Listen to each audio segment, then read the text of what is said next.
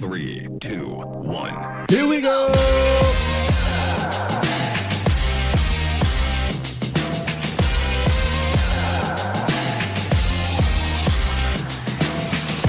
Good morning, good people. Welcome to A to Z Sports Live. We're streaming live on YouTube on this beautiful, beautiful Friday. And of course, I am your host, Will Skywalker. Still, I'll tell y'all why I'm laughing in a second. It's Fan Friday, man. So I opened up the mailbag segment, right? And we got a handful of questions. We'll talk about that. We'll get into about 4 questions from you guys. I have some good ones here on YouTube. Also, in the Roundup, we'll get an update on Coach Mike McCarthy because I believe it was Shotty. Shotty spoke at the press conference, or the presser. So we'll get a little update. And like 6 of our players are being recognized for how they're playing this year. And we'll talk about that in the Roundup as well. Also, phone lines. It's Friday. I told y'all yesterday. Fan Friday. I'll let y'all, call in. We'll get a handful of calls. 351-999-3787. Okay, so I couldn't start off the show seriously because right before I'm ready to go on, I'm on Twitter. I do my last little, scan of making sure there's no crazy news that pops up. Excuse me. And I'll see this Dak Prescott. He never tweets, right? And when he does tweet, it's not him. It's his people. And it is what it is. That's what I love about Dak. He gets off of this social media thing. But I'm going to just play this commercial. It's hilarious, man. So if you've been having a bad morning, this should definitely brighten up your day. This is Dak Prescott's latest colon cancer commercial. Let me make sure I get this audio right. Here it is. I'm going to let it play. As a professional quarterback, I get a lot of shit. Indecisiveness in the red zone. Most overrated quarterback. Got more turnovers than a bake sale! And I get it. When you're not a fan of something, shitting on it can make you feel good. But what if I told you that now it can do some good too? Let me show you how.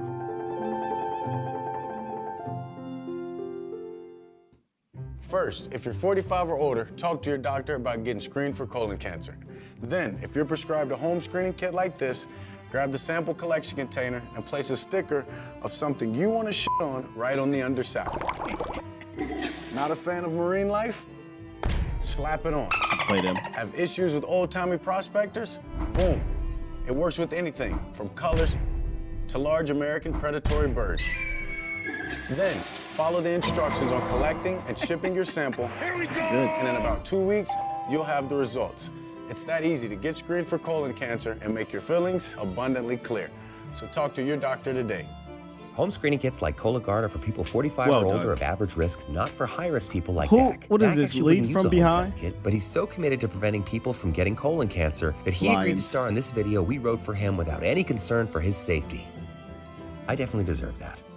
Visit leadfrombehind.org to get more information and some stickers we made. Gosh, that was good.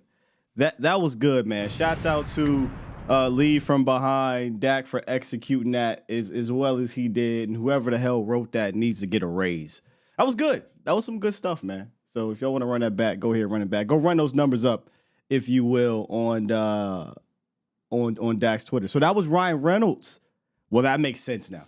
That makes total sense if that was Ryan Reynolds. Dude is a genius when it comes to that type of comedy, man. But hilarious with the eagle at the bottom. Play the Eagles. Buffalo Bills were there. Play the Bills. The Dolphins were there. To play the Dolphins. I like how they did that, man. So if you need a laugh, go check out that commercial by Lead from Behind. Yeah. And Dak said, I'm probably going to get a lot of for this. Man, that's good. Shouts out to you, Ryan Reynolds. All right, let's get down to the nitty gritty here on the morning show. Here we go. Here we go. It's time. It's time. It's time. It's time. It's time. It is time for. It's time for the morning roundup. Round them up, boys. The morning roundup. I did. Let me talk to you. Quick little update on Coach Mike McCarthy. Brian Schottenheimer, a.k.a. Shotty, spoke with the media yesterday, and he said they don't anticipate anything different for Coach McCarthy. Quote, full steam ahead. So I'm still skeptical on nothing changing for Mike, man. I don't even know if it's recommended that he sits up and stands up for 3-4 hours or whatever it's going to be.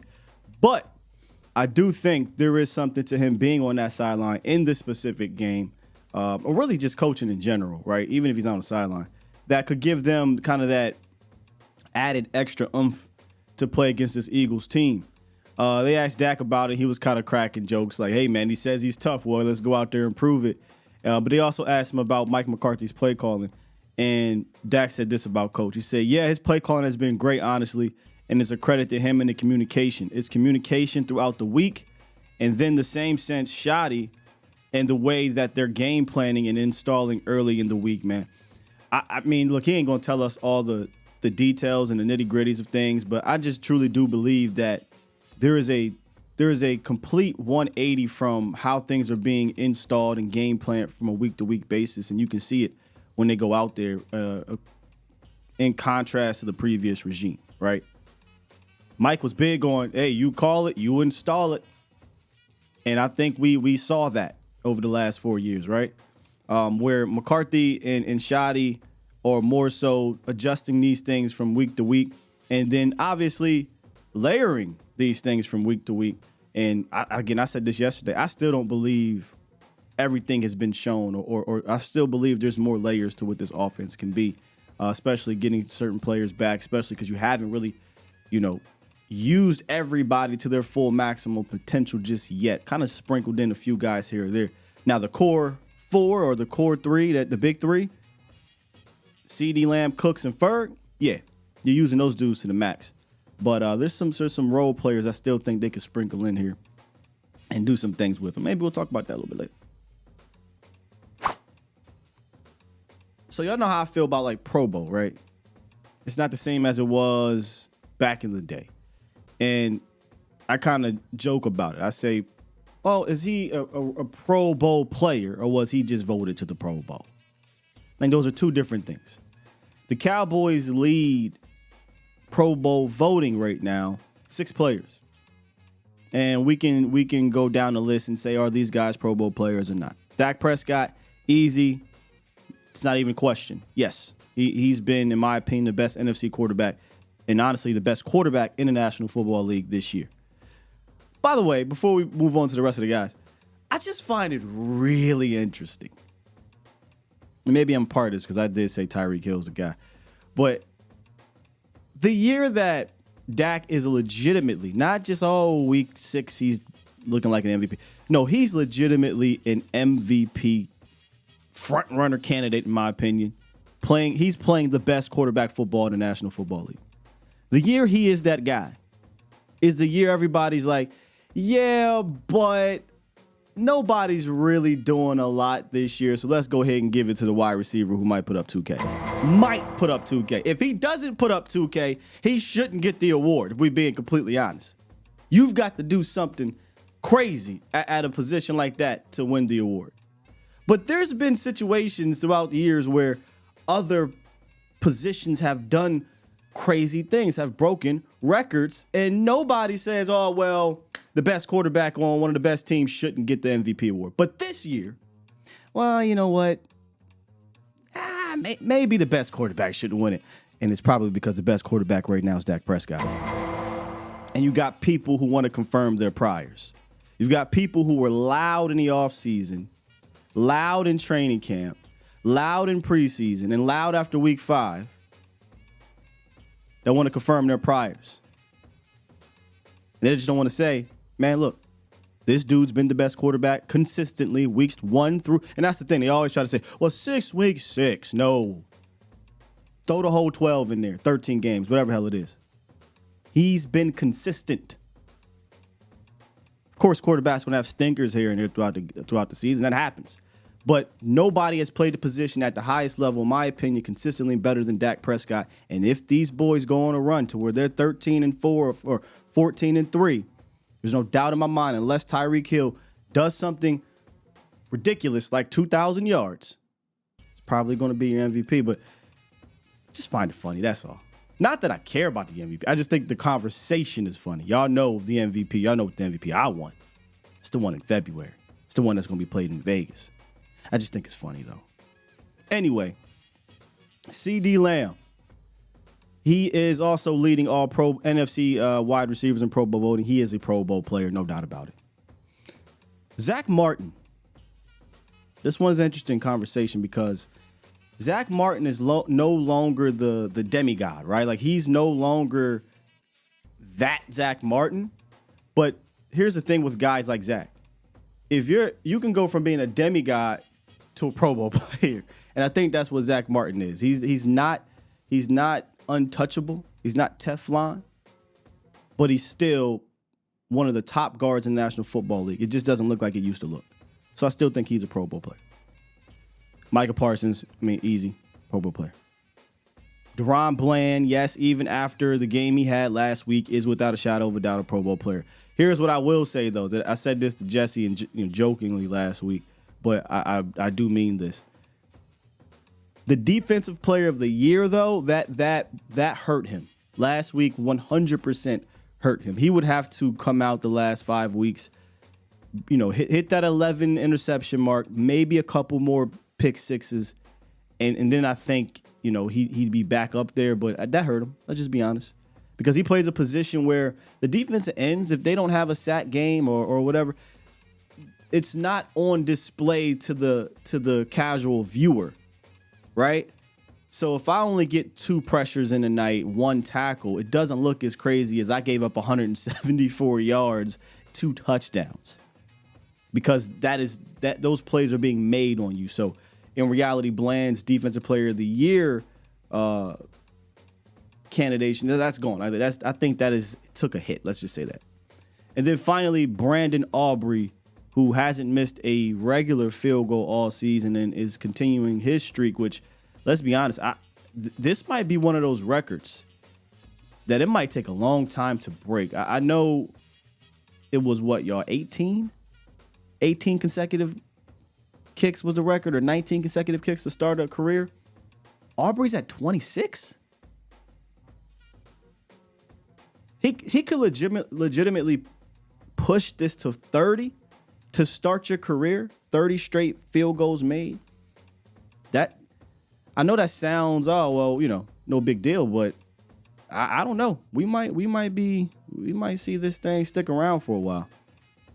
But nonetheless, he is the Pro Bowl leader for kickers. He's probably going to break the touchback record as well, which I think is a bit of a cheat code because they put the ball at the 35-yard line now as opposed to back in the day. I think it was the 30.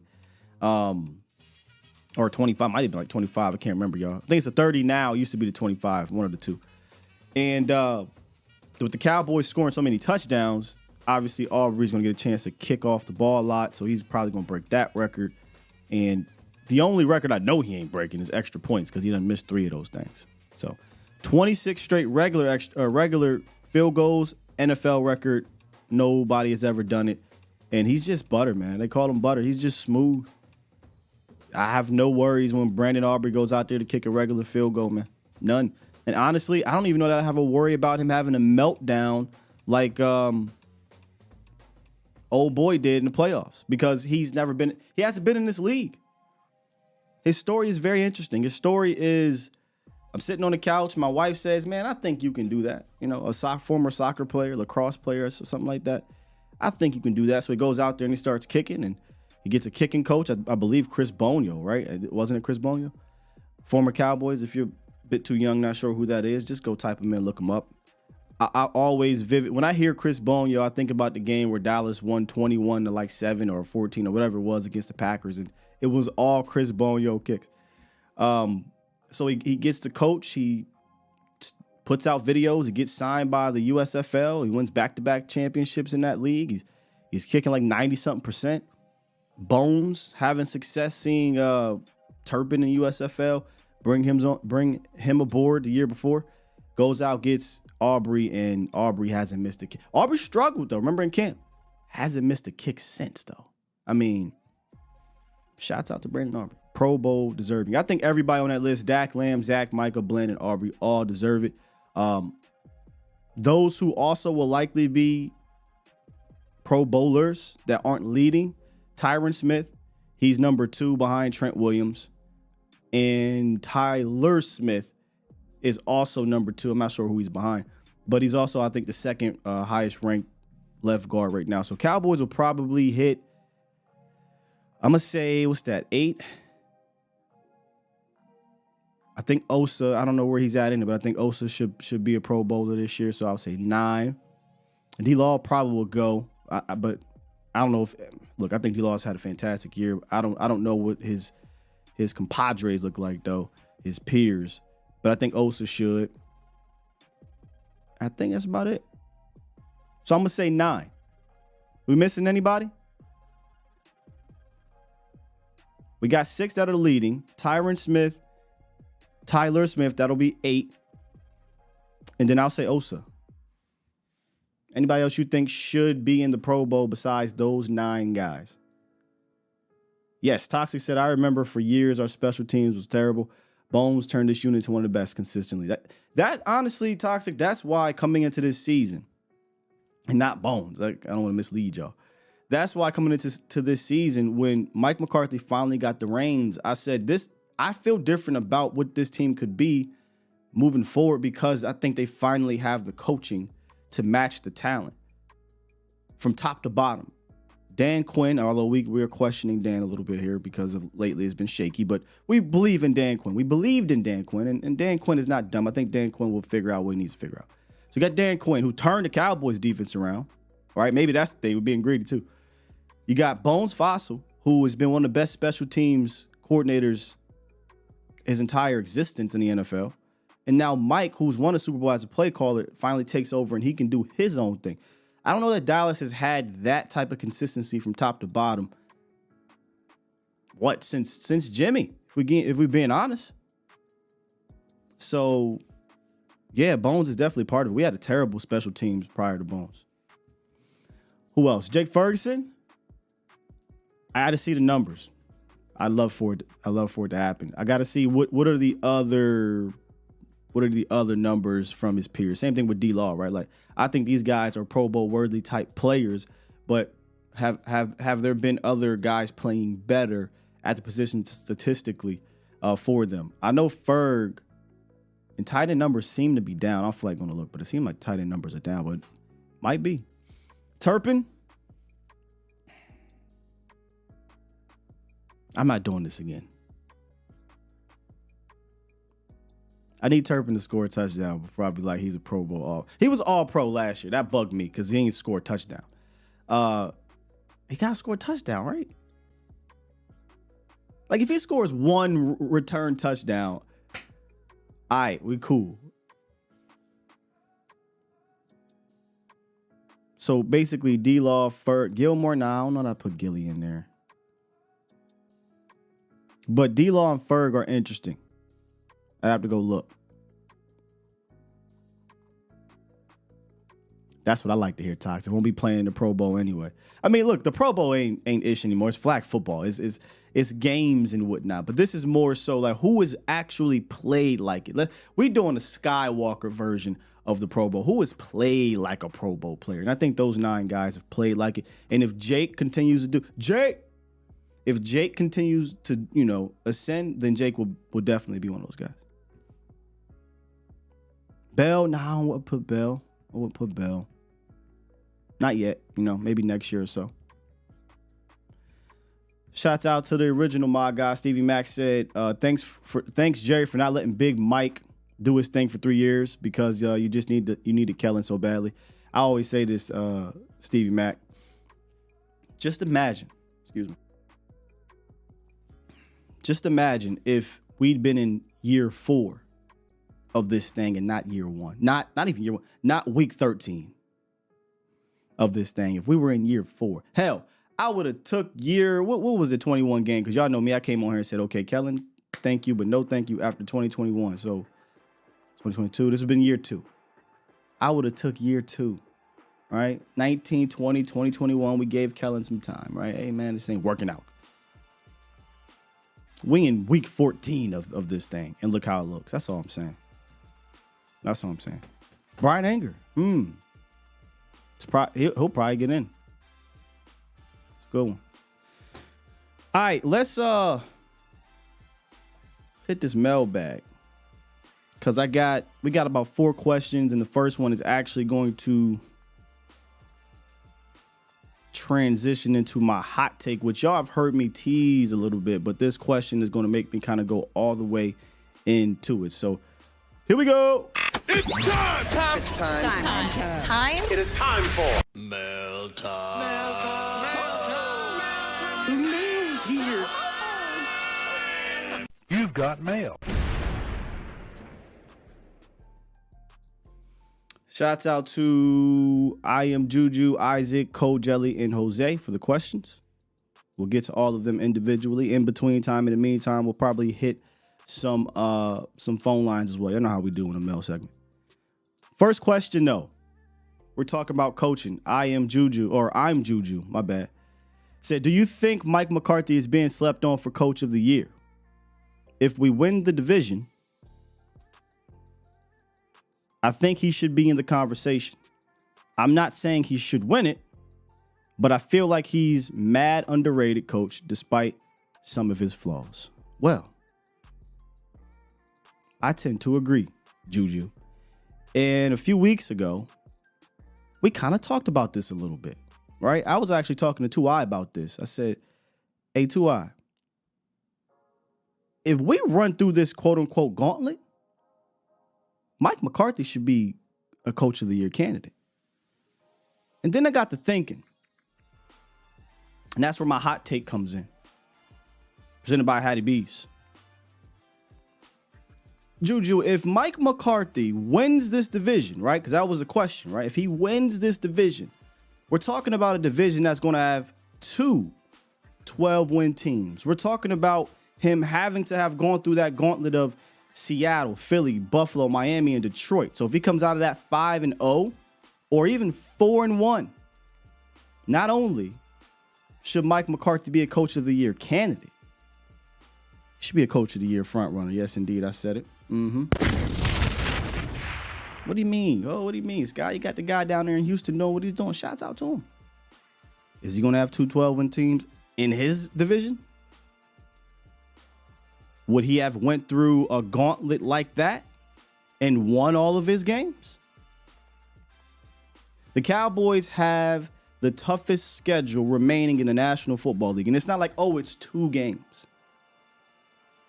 Buffalo, Miami, Philly, Detroit. You could probably give that schedule to any team in this league, and people would say, man, if you came out of that 3-2, hell of a job.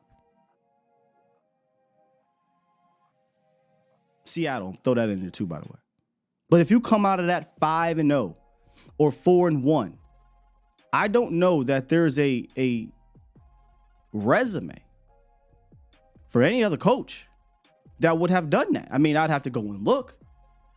But hey, what are you saying about Miami? I haven't played a bunch of people. Right? Philly would have lost then to the Cowboys and the Niners, so they would have a couple losses like Dallas would have had a couple losses as well. But I personally don't think Philly is playing better than Dallas. They just happen to have less losses at the current moment. If they were to go through this gauntlet and we would win the division, that means they would have more losses then. So for me, if Dallas does win this division with 2 12-win teams in it, Mike McCarthy is your Coach of the Year. Maybe it's biased. Oh well. That's how I feel. Big Mike, what he's been able to do with the totally new offense and the way he's turned it around, where people doubted him and said this offense wouldn't be able to do anything without a Kellen Moore because he's an old dinosaur. What he's been able to do to adapt in this league. I'm not saying he's this coach, but it's very Andy Reid-esque. Andy Reid's been around this league for a long time. They in their 60s. But the reason why Andy's been able to be what he's been, not just because of his cues, but because he's been able to adapt with the league. He's been able to modernize his version of the West Coast offense. And if you're able to modernize the West Coast offense, a la Shanahan and the Andy Reids and the McVays of the world, Mike McDaniels, and now, in my opinion, the Mike McCarthys, I think you have an advantage as a play caller and as an offensive coordinator, offensive mind over kind of the hot shots, Kellen Moore's, of the league. And I digress. That is my hot take presented by Hattie B's. No conversation about the best Nashville-style hot chicken is complete without a serious mention of Hattie B's Hot Chicken, which was founded in Midtown Nashville in 2012. Hattie B's, renowned nationally for its authentic Nashville hot chicken, the fast casual eatery has a new location downtown Deep Ellum, surrounded by a bunch of culture that serves up hot chicken with the varying levels of heat. So use the link in the description to sign up for Hattie B's or visit HattieB's.com for your next order. Also, Cowboys Nation, as you guys know, we've been doing this all month here. With your help, we want to give thanks and celebrate the amazing teachers around us. Y'all know how I feel about teachers in today's age. It's difficult. It's really, really difficult. And we want to celebrate them and reward them for their incredible work. So if you know a teacher, a great teacher, please nominate them with the link in the description. Each month, Hattie B's is going to provide a lunch up to 100 chicken sandwiches for the winner of the Teacher of the Month and their entire faculty. So nominate your favorite teacher. They can get a $100 gift card and a lunch catered up to 100 staff members. Real easy. The link is in the description as we speak. I'll bring this up again a little bit later to remind you guys. So do that for me if you will.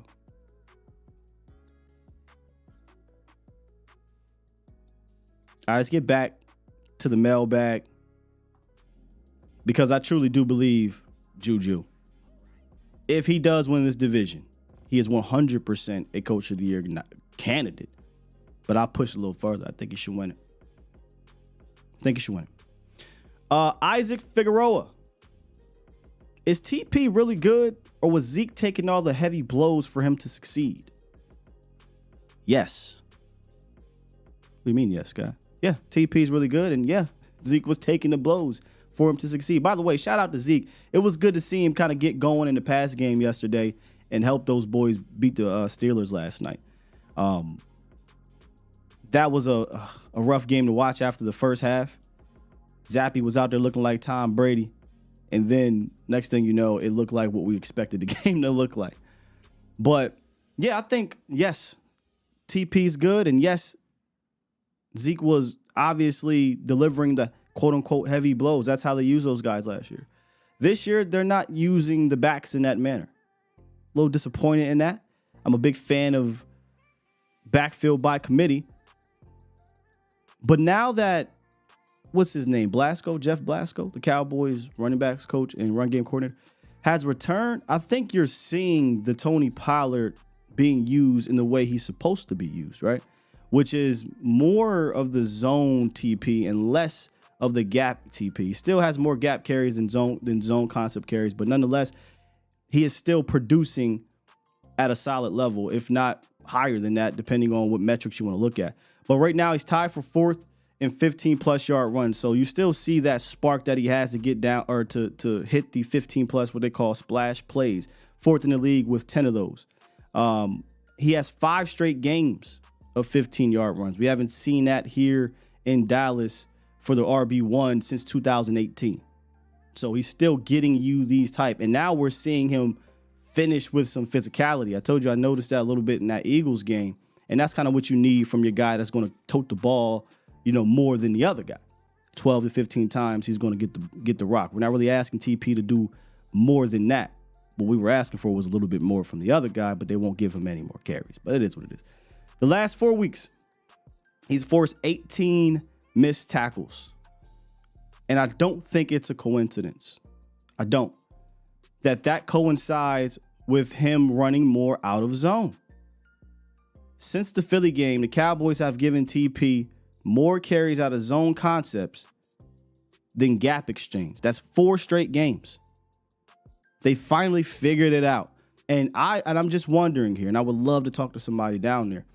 Who was the guy responsible for the backfield duties when Blasco was out? Because I think that could definitely correlate to why you see these guys being used the way they're being used. Now, the injury thing, I personally still believe had they ran it the way they ran it earlier, we'd see this style. But it's fair if you want to say, hey, man, he was coming off that injury, he's still in his head, whatever. Hey, I'm not going to argue with you.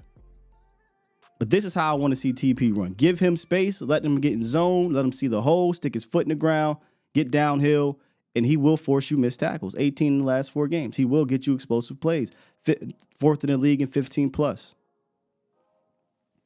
Oh, and he has the 3 straight games with the rushing touchdown, and he's up to 5 right now total. So he's on pace for roughly 7 touchdowns. Nothing crazy. And about 1,500 total yards. Again, nothing crazy, but that's a really good year for your RB1. Is it Pro Bowl? Is it all pro? Nah. But things have shifted here in Dallas. The Cowboys are a pass-first leading team, West Coast style. Just be efficient on the ground. We don't want to run it 30 times a game. We're not looking to use 2 running backs. We're looking for our number 1 running back to get it about 14, 15 times. Just stay in that 4+ yards per game or per carry average and allow us to attack you with what we do best, and that's through the air. If the Cowboys had been a running team, I think there'd be more cause for concern. So, Isaac, is he good? Yeah. And did Zeke help with the heavy blows? Yes. I think both of those things can be true. We'll save the last 2 after the phone lines. Let's get to a couple calls. We had Miss Princess on the horn for a bit. You cleared with a payment plan. The payment plan works. We'll come back to Miss Princess. She at work, and I don't want y'all to be hearing about it. A60, what's good, A60? Still is VIP. Oh, I gotta save you, VIP. Let me save your name up here. What's good with you, brother? No, you know what it is, man. You know, I need you to bring that commercial back. I need Dak to go to 7-Eleven and go get him a sponsorship there for the Slurpees. He need a Slurpee cup right next to that cup. Yo, I need that commercial. Wow, ain't it? That's crazy, B. Oh man. But you know what's funny about that is the way they threw the little subliminals in there, like they threw the eagle, they threw the buffalo. Yeah, cuss them out. See, yep. Yo, what's crazy is I was looking at the stats, right? I'm not a big stat person because I like to see it. You can't talk about it to me. You got to show me. I'm looking at the stats, and my quarterback, is 5th in the league right now. Still. In what? He's only in yards. Oh, here's the thing about that, VIP. He could easily be leading the league if he played in 4th quarters. You go. That's my point still. Yeah. That leads to my point because the Rook, and I'm not taking anything from the Rook. Shout out to CJ. I love what he's doing. I like watching him play, bro. But he's leading the league right now. But like you said, my quarterback sat out at least 5 fourth quarters. At least. At the minimum. Yeah. Yeah, I mean, if you want to keep it a beat, he sat out another one in the blowout where he lost, right? He didn't even play in that 49ers one because the game was over. So he's definitely sat out at least 5 or 6 games worth of, I think the number is actually a full game's worth of snaps he sat out. A whole ass game. I don't think there's another quarterback in the league that's done that. So at the bare minimum, we talking 400, 500. I mean, we know Dak is putting up 3.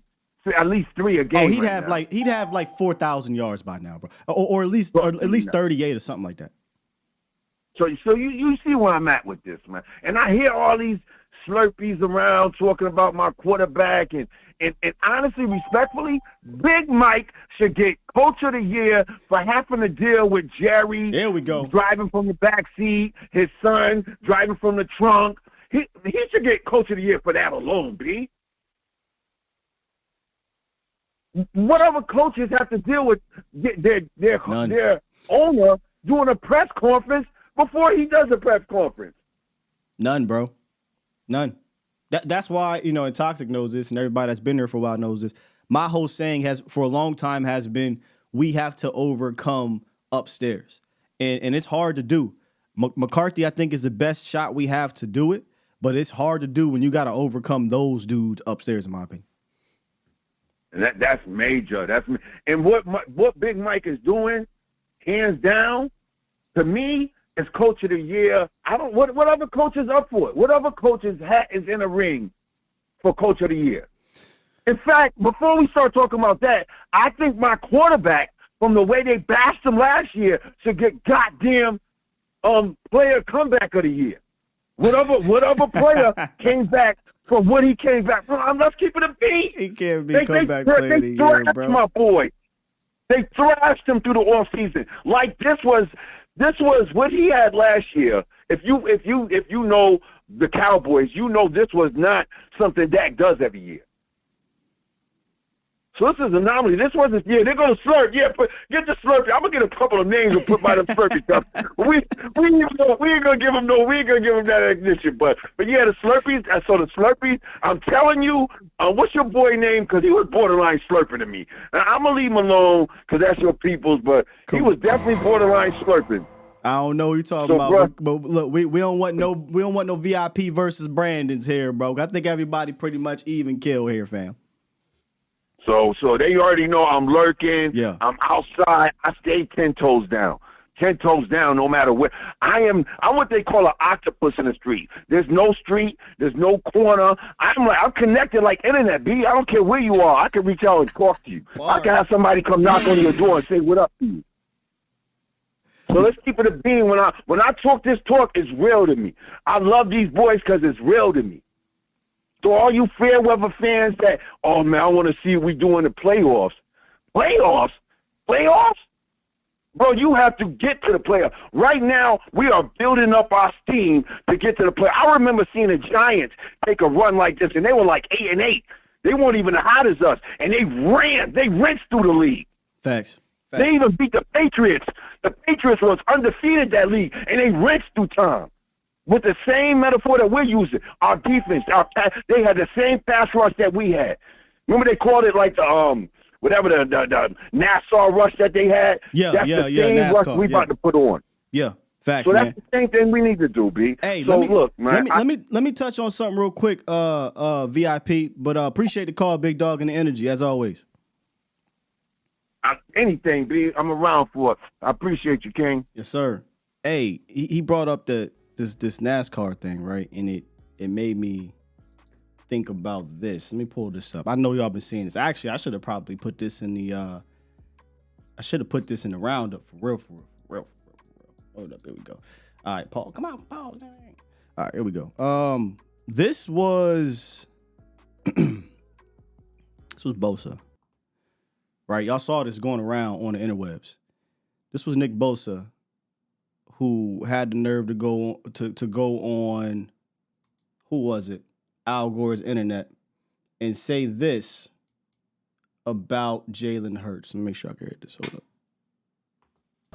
Yeah, I mean, you see it on tape, though. And then, obviously, we put the blueprint out there. Hopefully, Cowboys watch the tape. We made Jalen stay in the pocket and escape outside instead of those B gaps, and paid off. Because Jalen's looking at the rush every play.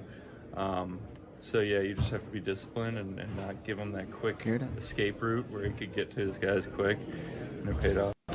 Yeah, I mean, you see it on tape, though. I'll let it play a little bit. And then, obviously, we put the blueprint out there. Hopefully, Cowboys watch the tape. We made Jalen stay in the pocket and escape outside. Sound like he just woke up, but instead of those B gaps, and paid off. Because Jalen's looking at the rush every play. So yeah, you just have to be disciplined and not give him that quick escape route where he could. All right, so we'll end it right there. We broke this down, and Koye did it last year, to be honest. But come on, get out of it. But on Koye Wednesdays, we broke this down. He actually put this out there right after the game, and Eagle fans went crazy. I mean, they took it as a diss. We talked about this from top to bottom with Jalen Hurts. It's not a knock. It's not a diss. It just is what it is. It's what we see on film, right? And I had quote tweeted this, and I said, less stunts, question mark in a sense, thinking about that because we had brought this up the other day. And the reason why I brought up the less stunts is exactly the reason what Nick Bosa said. He likes to escape in that B gap. Jalen Hurts, when he wants to escape north-south. Force him east-west because that cuts the field in half. Yeah, he might get a comeback route and hit it for a first down, but I'll live with that. We had broke this down a little bit further the other day with Okoye, where the reason why I don't think you see, and I know he had the big play in Buffalo, the kind of huge plays on scramble drills like you may see with Dak or some other guys like Josh Allen or Patrick Mahomes, and I know Allen and Mahomes got an arm, so it's different, is because I think those guys in scramble drills, or at least the way that it's practiced, or at least how aggressive their offenses are, is this taught they're going deep, or these guys are pushing it deep. The route concepts for Philly aren't like that. So if you can cut the field in half, Jalen Hurts will throw the ball out of bounds, or he'll try to fit it somewhere, or just dirt it. So funny that he drops that, which I don't know why he would say that, publicly. Whatever, though. I don't like to give them bulletin board material. Y'all ain't even playing them. We got to play them, right? With that said, I don't think they're going to do anything crazy anyway. You just got to go out there and stop what they always do. But I'm serious, man. Maybe less stunts in this game. I'm not saying no stunts, because I showed you the play. Let me see if I can pull it up. There's a specific play here that is an actual stunt. It's this one right here that does work. Just less of it. Because if you give him that ability to escape forward, you want him to do this, right? Throw it away.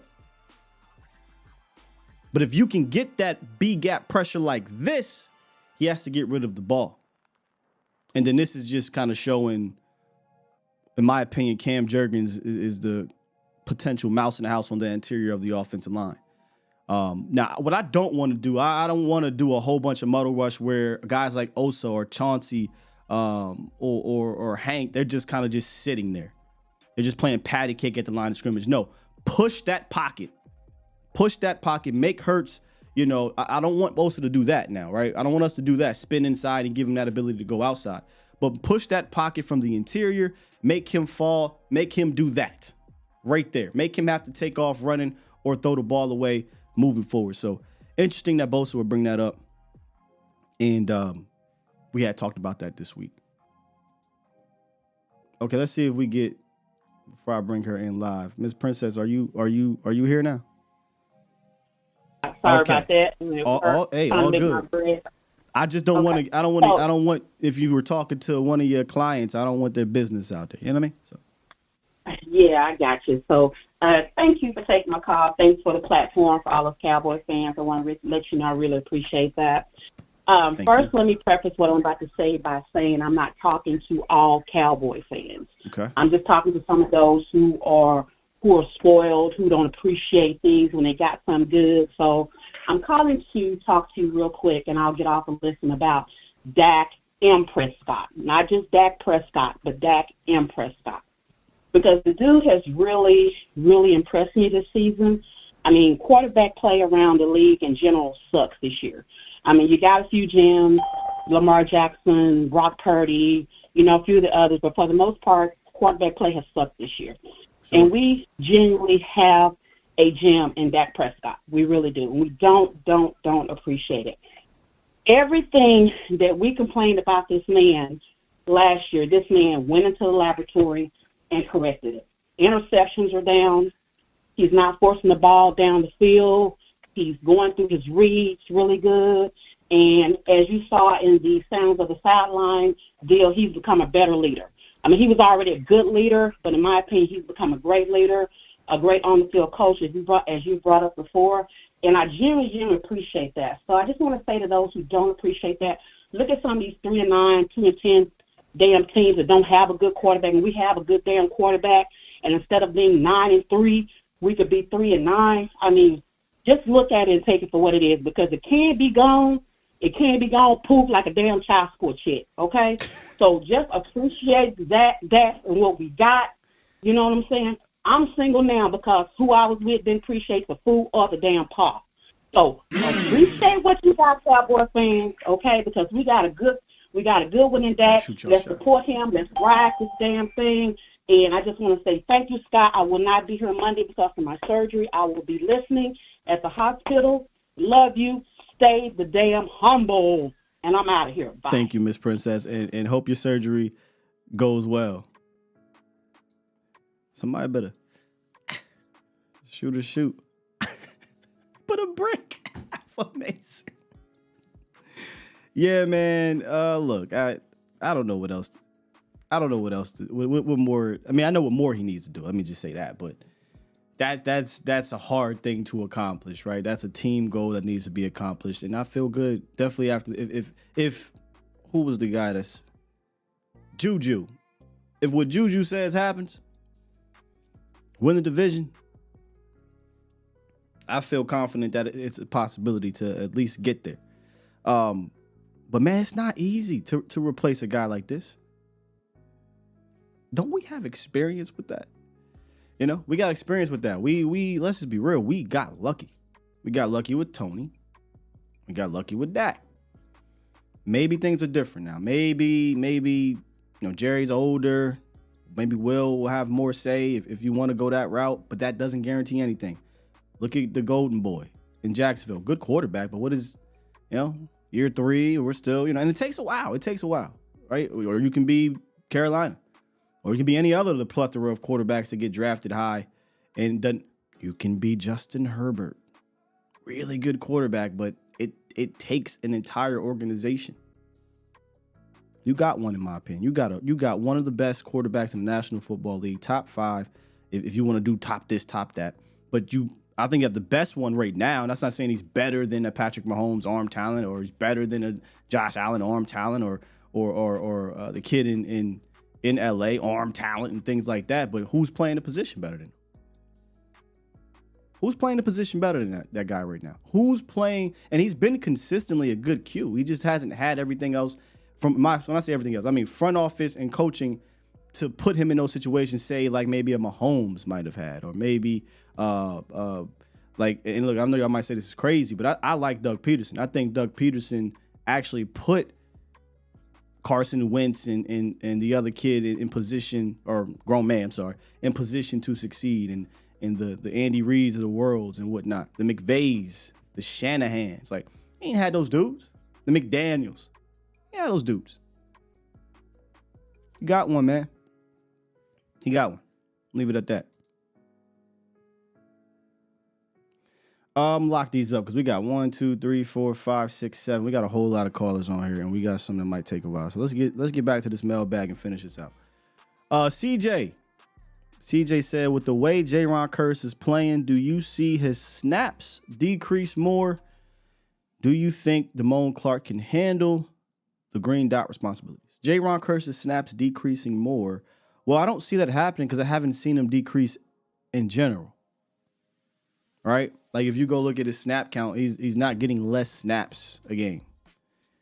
Now, we're on record. I'm on record. We want to see more Wanye, and I think the guy that you plug in, the snaps he takes is, to me, J-Ron. I don't think J-Ron is what he was in 2021. I would love for him to go out there and go on a streak where he looks like that. Maybe it's injuries catching up to him, whatever. I just think Wanye hungry, ready to go. I think he's a 5-tool type guy for you. He just needs to go out there and be able to prove it consistently. 5-tool, what I mean, I think he has a high football IQ, ridiculous athleticism. I do think he can cover. I think he's versatile. And he can tackle. He's physical. He has the size. I'd like to see, Wanye get the opportunity to do these things on a more consistent basis. So no, I don't think his snaps will decrease until I see evidence that they are decreasing. Do I think Clark can handle the 4-dot responsibilities? I mean, yes, but maybe not this year because he's not been asked to do so. When J-Ron is out, it's Malik Hooker, who's the green dot guy. And Damone Clark, if you remember in training camp, he was getting some of those things in emergency cases. So if J-Ron went down, if Malik went down, and if LVE went down, then Clark was the next guy up. I think the off season is where you would see that type of situation happen. If Damone was your guy at backer, then they would say, hey, because I don't think LV is going to be here. Hey, let's see if Damone could handle this full time. But he wouldn't be your guy. I think he's your second. He's your second guy right now. If J-Ron were to go down, it's Malik, and then it's Damone. Jose Garcia. He says, if the Cowboys were to win out the schedule and get the first seed, how confident are you that they can make it to the promised land? If they were to win out and get number 1, extremely confident, Jose. Let me just say this. More confident than I would have ever been. I might even been more confident than 2007. And I gotta try to bring myself emotionally back there, because that was the last time. in my opinion, where I truly did. Look, 16, there was a part of me that felt, man, look, can a rookie really get to the Super Bowl? It hasn't been done. So I didn't feel good about that. 18, no. Be honest with you, 21 and last year, no. I didn't really truly feel like this could be a Super Bowl winning team. I felt like they might have had the talent, but I felt about the coaching. I never faked the funk on that. 09, there was something there because they had a really good defense. But 07 was probably the last time I really felt like, man, this team, man, 13-3. All you gotta do is beat the freaking Giants at home, and you get to the NFC Championship game, and I do think you could advance. But I would be more confident. 14, that's a good one too. 14's close. Those are probably the 2 years. 07 and 14. And 14, though, again, I don't even know if I was as confident as 07 because the defense was suspect as hell in 14. I mean, we was out there rushing with Jeremy Mincey and them boys. But the offense, right, with Dez and Romo and Murray and O-line, like, yeah, I felt real confident that they definitely could do the damn thing. But that defense was scary to me. It's very average at best. Where I think when this defense is clicking on its high, it's better than any of those defenses. Obviously, when it's not clicking on its high and it's on its bad day, well, you can see what happened, right? But I take my chances with this defense over all those other ones. But yeah, I feel real confident. If they win this thing out and get the number 1 seed, you got to come to the crib where Dallas is averaging how many points per game? 41? All right, good luck. Good luck. Buena suerte, right? Ain't that what it said? All right, let's run through these phone calls here. I don't got a clock game, but let's pretend we on a clock game because we got a lot of callers here, so we want to give everybody an opportunity to go through. D-Sean, what's good, man? Perfect. What else, guys? So pretty much. Oh, have you heard about the first few questions? Have you heard about the Dak Mike situation, Week 13? What are you talking about, sir? Like, have you listened to it? Say this again. The mic up from Dak. Oh! I thought you said the Dak mic situation. The mic'd up. No. Yes. I saw the mic'd up. Yes. Dude, Dak's in a villain arc right now because, like, he's at the point where he's not caring. He's not caring about an MVP. He's not caring about what media's saying. He's not really giving a care about nothing. And you seen how he dressed up at the podium. Because usually, Dak try to be all fancy and stuff. That man had a black hoodie. He was on some black energy right now, and he's not playing around anymore because he's tired of hearing about the talk and everything. And then it's getting to the point, Scott. It's a lot of dogs on the offense. Ferguson, you got Dak. You have a lot of guys that's barking up. Because at first, you remember that game against Carolina, and they hit like Turpin real late, and nobody really kind of did anything at first. I don't remember if nobody did nothing. But go ahead. What's your point? The point is that now we have an intensity.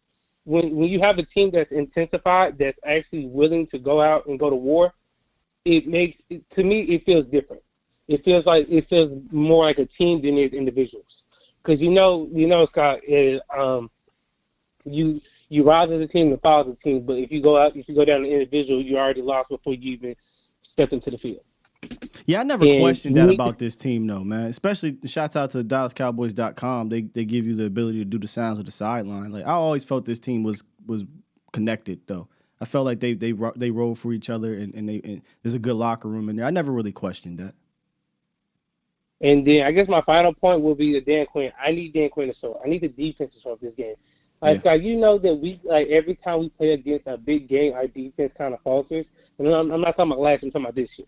Like each game kind of happened, it faltered.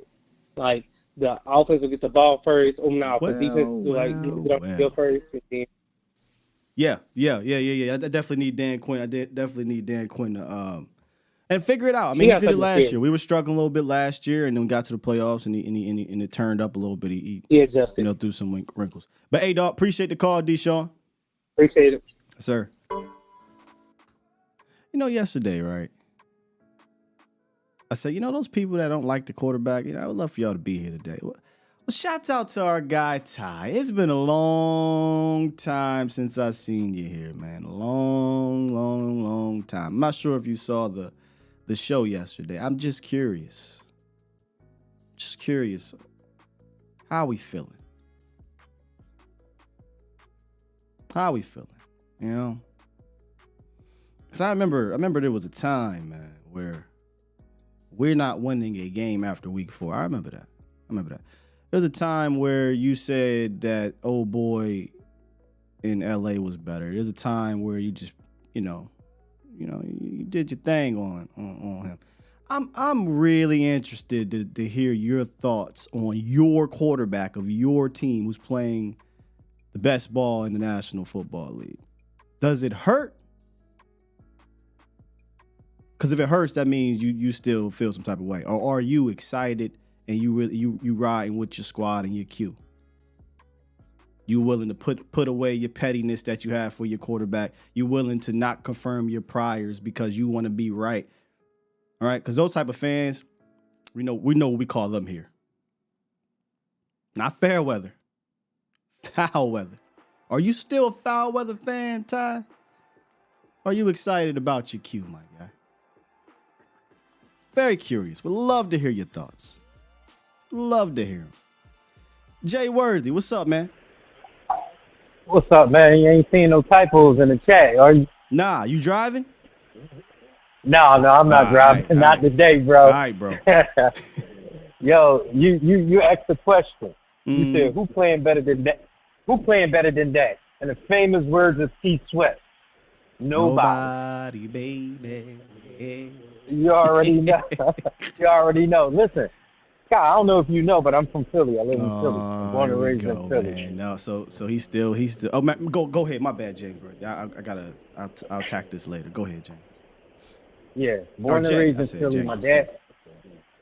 No, but that for real, that's my real name, James. So, but you got it right. But my dad raised me a Cowboys fan. My dad, big time Cowboys fan, family from Texas. So he raised me a Cowboys fan in Philly. So I'm in the Lions den. I'm like Daniel. But anyway, Dak, like the famous words with my guy landlord say, we got dark side Dak. Because when the last time you heard Dak attack the media with backlash, hearing backlash from him? Dak never do that. Yeah, hearing all the. Yeah, he's a little bit on his heel. He definitely a little bit on his heel-ish. But I don't blame him. Like, they asked him a question yesterday.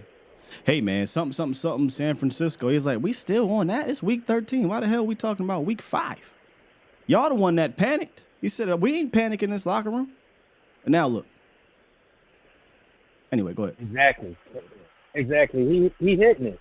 You know what I'm saying? And like on your film session, the difference between Dak and Hurts is when Dak's scrambling out of the box, he's looking downfield to make a play. And he's still keeping his footwork. He's still staying parallel to the field. But when you look at Hurts just running to escape. And so he's not really in a mindset or in lateral movement to even make a play. And so that it's perfect. It plays into our hands perfect. And I hate the fact that Bosa came out to say, we hope Cowboys, look at their game plan. Because, with our own game plan, we really can beat the Eagles. We smash the Eagles every year. There we go. I said this in a comment on Twitter. Like, let's really talk about this thing. We don't need to change up a bunch of what we've done. Because number one, over the last 2 games against Jalen Hurts, he's averaging less than 200 yards throwing the ball. Okay? It's not like these guys are going out there and airing it out, and A.J. Brown and Devontae Smith are 100-something yards, and Jalen Hurts is 350 on you and 4-5 touchdowns. He's not doing any of that. He had 155 yards last year. He had 200 yards and 50-something of it on one, or not 50-something, 30-something of it on one play for the touchdown. He's not killing you through the air. They don't have to do anything drastically different. They just got to tighten up the small things. And if we're being honest, the things that have killed Dallas against Philly the last 2 games with Jalen Hurts in it has really been the misdirection stuff. It's been the split zone play action. Now you got Dallas Goedert coming out the backfield, dump it off 30 yards. Split zone play action. You got what's his name? A.J. Brown coming out the backfield, first down or touchdown. It's been those things more than it's been Jalen Hurts just dropping back and dotting you up. He's not consistently dotting up this defense. So I don't think they got to change a bunch. They just gotta hunker down on these money downs earlier in the game as opposed to later. Exactly. Because you saw it just the way I saw it. Because A.J. Brown don't usually kill it. It's that misdirection stuff when he's behind the line of scrimmage running underneath routes, hitting little dump-offs and catching us in zones. Those are the plays. And even with the Devontae Smith coming out in the third quarter, the big plays, if we limit that, we got them. And the way I see it, the way Gilly handled, in the second half of that Seahawks game, the way he kept DK Metcalf in check, had Gilly follow A.J. Brown. Wherever you go, I go. Because he kept them in check the first game. As I saw, you have a better film section than I have, Sky. I don't do that. You don't need to follow him. You don't need to follow him. Like nobody went off on any of our guys. Nobody did. Mm-hmm. This isn't a situation with what's old boy DK. Now, if somebody is going off like DK, 2 receptions, 100 yards, and then they can't stop him, then yeah, you think about it. But there's no need to follow anybody. If you go watch the film, like you said, if you look at the catches that both Devontae Smith and A.J. Brown had, obviously Devontae Smith, great place ball. I don't think what's his name was in terrible position, but great throw. They try to double move him. It is what it is. He got beat on that long ball. That's going to happen from time to time. Other than that, he shut shit down when they tried to go deep again. The catches that A.J. Brown had, the big catches, were mostly playing off on Gilly. Gilly was playing off instead of playing up. We weren't giving any help underneath for them slants, and A.J. Brown was getting quick slants and catching a rock. I mean, just easy pitch and catch stuff, nothing crazy. Same thing that happened with Devontae Smith. He caught one more ball on, I think it was Deron Bland, on like 2nd and 9 or 3rd and 8 or something. Deron Bland's playing 15 yards off. 15 yards off. And they get a first down on 3rd and medium or whatever it was. So it's not like these dudes just routing them up. So I don't think they got to do anything too differently. Yeah, yeah, exactly right. And why are we playing more off ball with our DBs this year than we did last year and stuff like that? Why do you think that? I don't know if we are or we aren't. I can't. I'd have to get numbers on that. It just might feel that way because when we see him make a play from time to time, we see him off ball. I think we're kind of living in the moment. I can't tell you if we are or we aren't statistically. This could be how they always done it because we are a heavy cover 3 team. We do cover 3 a lot. We do cover 1, and sometimes at cover 1, you don't want to get beat deep, so they play off a little bit. It's this really kind of. I remember people talking about this last year too. So I don't know that anything has changed in that manner, but maybe without Trayvon Diggs there, they're a little bit more worried about potentially getting beat deep if they are playing off more statistically. I just would like to see them tighten up a little bit on the money downs. You got to mix it up. You can't play press all day. You play press all day, any competent quarterback's going to beat you. Yeah, that's right. And having Swift in the game now, tightening up, Boston Scott, that's where we would get hurt at, especially being aggressive with our pass rush, looking out for those screens, those draw plays. We have to tighten that up and don't get caught, and especially with our linebackers, So I see that we're going to tighten that up because I think they're going to come out running the ball because as they just got exposed by the 49ers, knowing that Hurts really can't make those plays because his first read, once that's taken out, he's looking to run. And my last point, Scott, so, just to get out of here so you can get the next caller. With me personally, DQ got to stop with so many multiple looks for the defense because what I'm seeing it's doing is taking players out of their positional comfort zone. Like in that Seahawks game, you got Donovan Wilson playing single high safety. And then I don't know what he was doing playing overly aggressive when that's his safe zone. That was a too high look, but his responsibility over there, yeah, he didn't play it correctly, sure. Okay, so What's his name? There was two safeties back there. There was safety. two safeties back there. Okay, I didn't see the second safety. Maybe the look that they gave on the replay. Like I said, all I saw was Donovan Wilson in the screen trying to jump the play and be aggressive. And next thing you know, DK is taking it for like 75 Shit, yards. he wasn't trying to be aggressive. He was in no man's land. If he was being aggressive, he would have picked that ball off or hit DK. He got caught in no man's land. But yeah, appreciate the call, Jay. I'll touch on something here. All right, no problem, man. How about them Cowboys, y'all? So apparently Philly fans, they went down to their practice and they put a sign up that says run the ball, right? And their coach Brian Johnson came out and was like, yeah, we want to. He sounded like McCarthy, actually, where he was like, yeah, we want to get the numbers up and the volume and all that stuff. But at the end of the day, similar to us, in my opinion, their strength lies in their weapons. Their strength lies in the Dallas Goedert and the A.J. Browns and the Devontae Smith and the ability for Jalen Hurts to get them the ball. Now, what they need to do, and it's funny because he said the same thing I say, is they need to be more efficient at it, and they have not been good at it. Do I expect them to come out and try to do it? I do. In the same way I would expect Kellen Moore to come out and try to run the ball. Meaning, if they come out and run it, and it's okay to not great, they're not going to stick with the run game. It hasn't been their MO. It hasn't been their MO since like week 2 or 3 of the season. Could they switch it up at the crib? They could. Dallas is a top 10 unit against running backs in yards per carry. Teams aren't consistently running the ball on them, and when they try to do it, they aren't getting a whole lot of yards and explosive plays on the ground. Now, will Hurts pull it out and run? And that might hurt you, sure. Is Swift a good back? I do think Swift is a good back. Will they try to impose their will? Maybe. But if they want to get put in third and long situations, fine by me.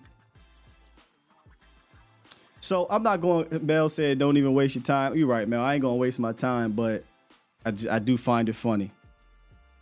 He's not confident in his quarterback. He's not excited about how his quarterback's playing because we ain't beat nobody. Those are the type of fans, Mel, you absolutely, I can't do anything for. If you're not watching the game, if you don't understand the position and you don't see how he's playing, you're not excited for it, brother, I don't even know why you're watching, bro. Hey, you know why you're watching. Your Q is playing out of his goddamn mind right now, man. You should be excited.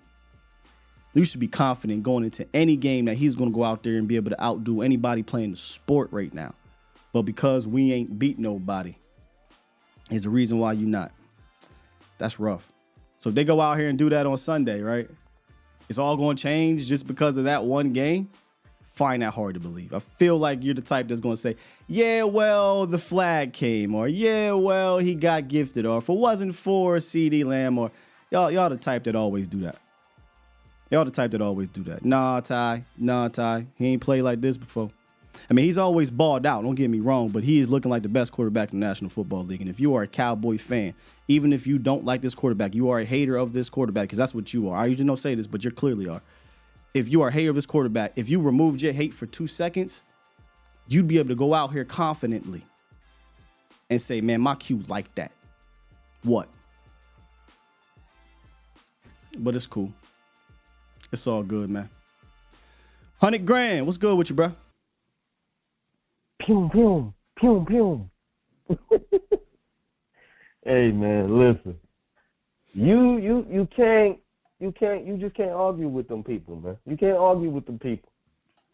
You can't. Yeah, they waiting for the other shoe to drop. Look at the Steelers. They can't find a quarterback. They out here crying and struggling and all this stuff going on, and we can't. Y'all want to go to that?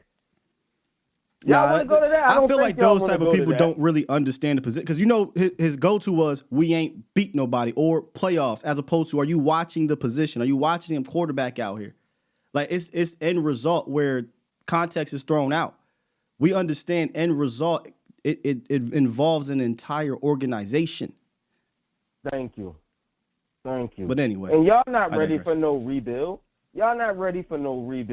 Oh man, if they be in the moaning about this, Oh, they not built for 4 and 12 seasons and 7 and 9s and 6 and 10s. As your young quarterback is developing. Oh, they not built for that. No. They'll be begging for Dak to come back. Begging. They'll be begging for Dak to come back. And if y'all sitting here saying, well, we can get a quarterback with the weapons we got now, look at San Francisco. Y'all would not be satisfied. Y'all still would be crying. Y'all wouldn't be satisfied. Why can't we get a Dak in here? Why can't we get somebody in here? They go into the playoffs every year. They went to the NFC Championship game, and they lost. They ain't win the Super Bowl yet. They went to the Super Bowl and lost. You still wouldn't be satisfied. So I like what we need to do is just don't even listen to those people because they won't be satisfied until Lombardi comes here. Then they're going to be spit. That's my quarterback. That's my quarterback. No, stop it. Stop it. That ain't your quarterback, man. You don't even want the man. So if he lift that Lombardi up, he still ain't your quarterback. He still ain't. You can't come in this club with us, man. No. Not when you say he's sucking, he can't do this and do that, as if he's the only reason why you can't do this and do that for 30 years. But I digress. If he win the champ, if he go into the Super Bowl and have a bad game, and the defense is the reason why they win the chip, they still gonna. Lord. We did it. We did it. Like this dude, you're right, bro. You're right. You're absolutely right. End of the day, they say the dub matter, but I've watched for years. This man play solid ball, a really good ball, but maybe somebody else played better like a Zeke, or maybe somebody else played better like the defense, and they say, oh, well, he's only XYZ because of the defense, or he's only XYZ because of Zeke, or he's only XYZ because of Cooper. All they're going to do is keep pushing it back. That's all they're going to do, keep pushing the goalpost. Because they can't get rid of their hatred for this guy, or they dislike, or they dismay. But here's the thing, Scott. It don't matter who the quarterback is. They're going to have the same hatred. So it don't even matter. If Jalen Hurts was in it, listen, if Jalen Hurts was here and we had the same trajectory as the Eagles had last year. We went to the Super Bowl. Jalen Hurts outplayed Patrick Mahomes, and we lost. They'd have crushed They would be killing Jalen Hurts. Even right now, they would be killing him. Yo, man, we winning games by the skin of our teeth, man. It ain't the quarterback, Jalen Hurts. We need to get somebody else in here, man. We barely winning games. So it don't matter, bro. You can't listen, man. You can't please them, bro. You can't please them. They'll find a fault in anything, man. How the hell we sound like Skip? Skip don't even like the quarterback. These dudes, man. Thank you. All right, I'm done. I shouldn't really be. What my man say? I debate with my peers. You know what I'm saying? I ain't trying. This ain't really a debate. Don't debate with them, man. They find something wrong in anything, man. You call those people? They just want to be. They just want to be miserable. Anyway, man, That's what we call those people. What you got on your way out? Listen, man. Blowout system. We putting up 40. Oh well, that might not shock me. Yeah. We putting up for it's not going to shock us, but it's going to shock the football world when we put up 40 to 42 points and them boys only score about 17. It ain't going to shock us because we know when you come to the crib, that's expected when you come to the crib. But they not going to expect us to do this to their favorite team, the Eagles. Then they're going to be forced to put us on the top, which I don't care nothing about that. I could care less about that. I just want to win the chip. And here's another thing. How can we get the 2 seed? Because I think the 2 seed is very comfortable. I think the 2 seed is where you want to be. What's your opinion on that? I don't think the 5th seed. Why is that? Out of curiosity, 2 seed is where you want to be. I haven't looked at the. Let me see playoff standards. Let me see, because I know the 5th seed you get to play the AFC or the NFC South. No, you play NFC South in round 1. Right. So I mean that's a pretty solid place. But what's why the 2nd seed? Why is that the better seed? Because, I mean technically it's better because it's second. But what you getting at? Yeah. I'm getting at it like this because all right, we might play Atlanta. That is flip flop. because Green Bay might get in there. I think they're a tough squad. Green Bay might get in there. That'll be tough. I kind of want to delay because boom, we got to play Philly, and then boom, we might have to play the 49ers. I think that's a bigger gauntlet. Can we get kind of a way to where they can kind of like knock each other off? Kinda. I mean, get the first seed. I don't see how 2 is better than 1.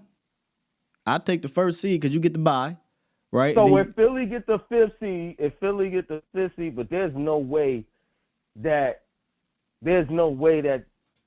Philly and the 49ers could kind of match up in that second game. That's what I'm saying. Let me see here. So I'm not good at this because you got to move it all around. So you're saying if we get 1 and Philly wouldn't get 2. Philly would get 5th. Philly would get 5. They get 5, yeah. So they go play like Atlanta or somebody NFC South, right? And let's say that they get the dub, and let's say right now Lions play the Packers, Lions get the dub. So the 1 will play the lowest seed. So Dallas, well, technically, then the Niners would play, say the Packers are in, they get the dub. So then Dallas would get Philly at the crib. And then they would meet the Niners if they beat Philly at the crib in the NFC Championship game. There's no way for Philly to play the Niners in that second game. Because in order for them, they would have to lose.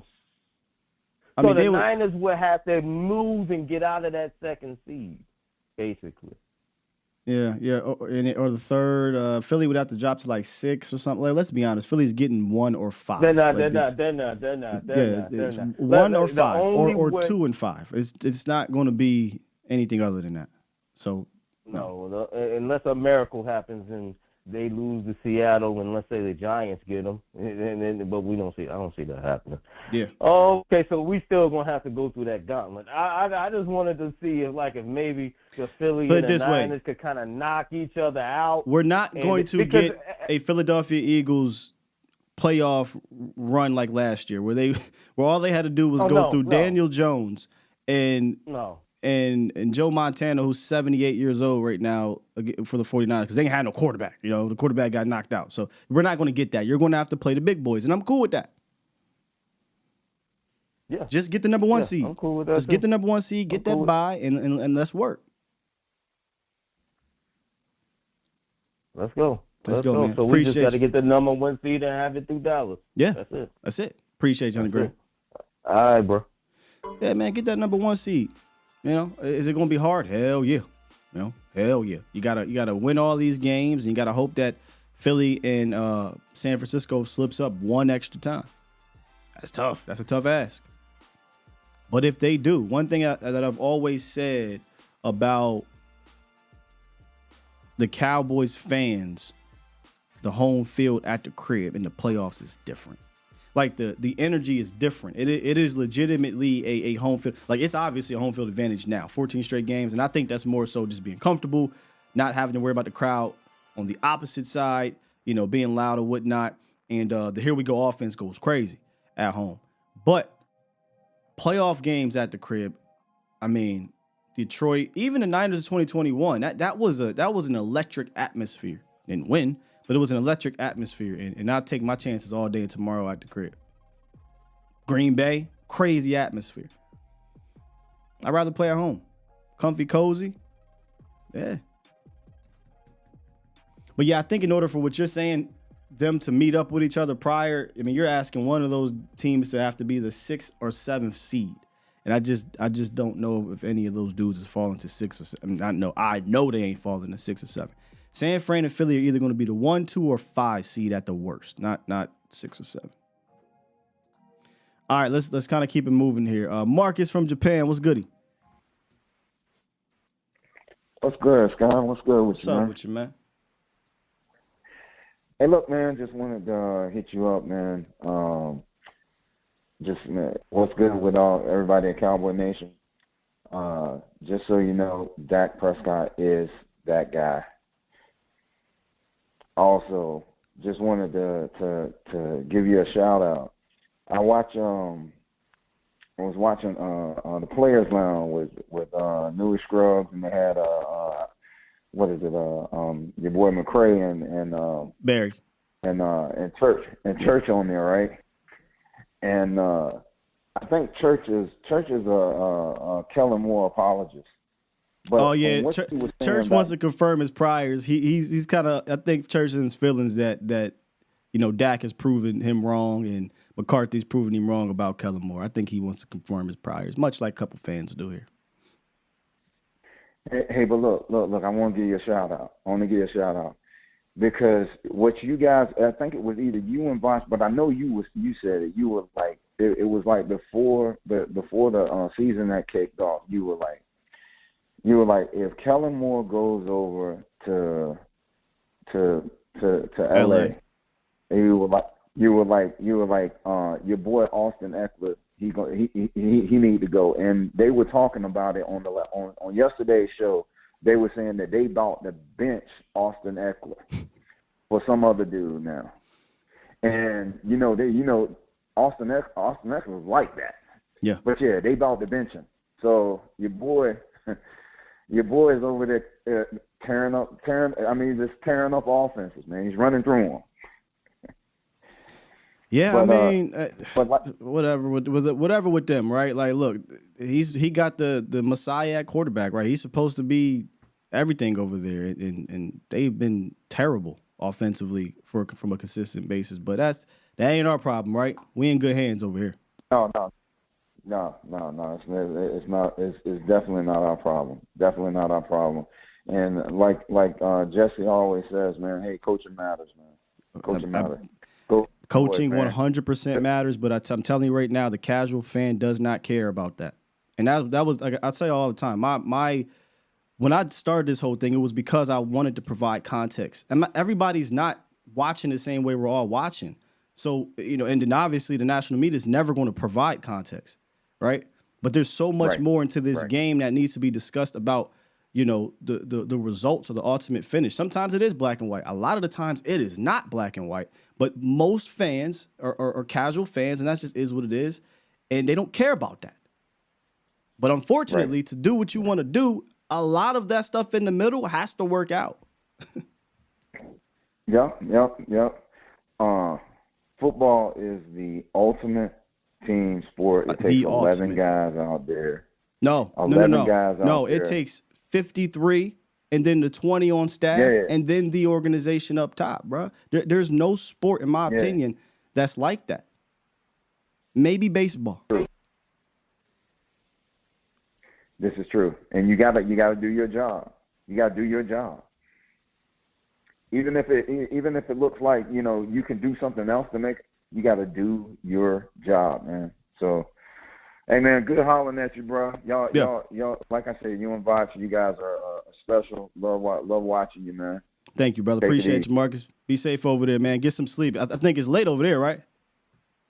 Yes, sir. Yes, sir. Man. Like 1:15, 1:20, man. I'm just coming. Yeah, You come back from the club? Going that Saturday morning. Yeah. Do they take American money? Ball hopping, man. Bring it in. All right, bro. Man, appreciate you, big dog. Crazy, bro. You crazy. Heaven on earth. Heaven on earth. Hey, Voch. I'm about to call Voch and just cut up, man. I'll let that die. We just be cutting up for real. We just be having fun. 931. What's goody? Wait, I just muted you. Hello, there you go. guys. How you doing? I'm good. What's up with you? Hey, man. Look, I was looking over some footage. Best thing I could do with broadcast cam and whatnot, but the stuff that I can see is pretty funny. Like, I've been looking over some of Tyron Smith stuff. If you look over in the Seahawks game, Ferguson touchdown, what he does to that Seahawks left end, like what he does, it's hilarious because he spins this man in a circle and the dude stops and questions his life. Hilarious. I saw it. I was like, that is hilarious. You talking about Jamal Adams, or are you talking about what Tyron did to the blocker? Did to the blocker. All right, let me Tyron pull it did up. to the rusher. And you said on the Ferguson touchdown? Ferguson touchdown. Really spins him in a circle, and then like he slows down. I see what you're saying. Yeah. And then by the time he this boy he really just made this man question his life. But he's been doing that consistently. If you look into the last Philly game.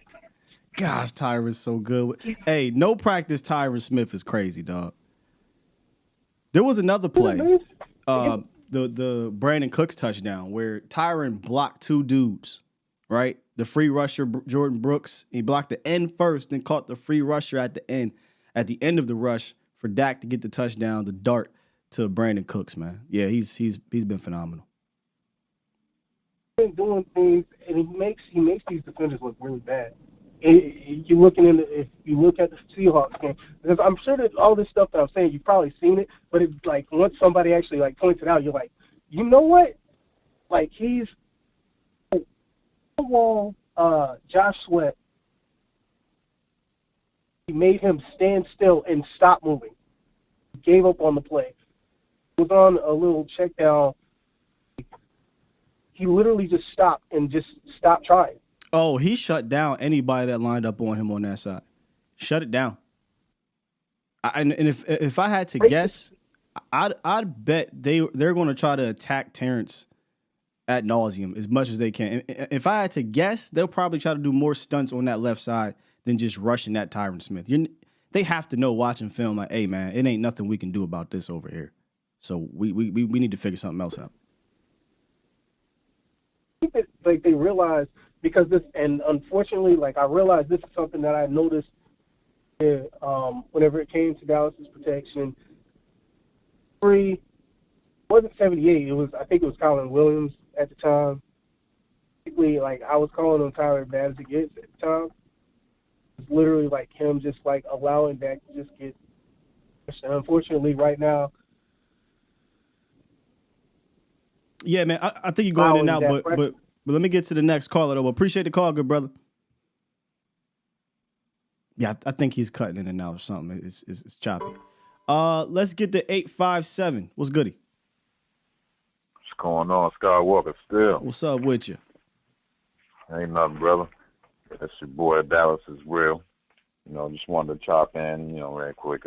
I follow all the brothers, Mark Holmes, Law Nation, Big Game James, Community man, strong. Long time. Community strong. Yeah, real talk, man. Cowboy Nation up. You know how we do. I think we got a big game coming up on Sunday night, man, which is in the prime time as it should be. I think Dallas, I think this is our year, brother. I think we're going to do something to get us to the promised land and bring out all the haters, to bring out all the lovers first thing. You know what I mean?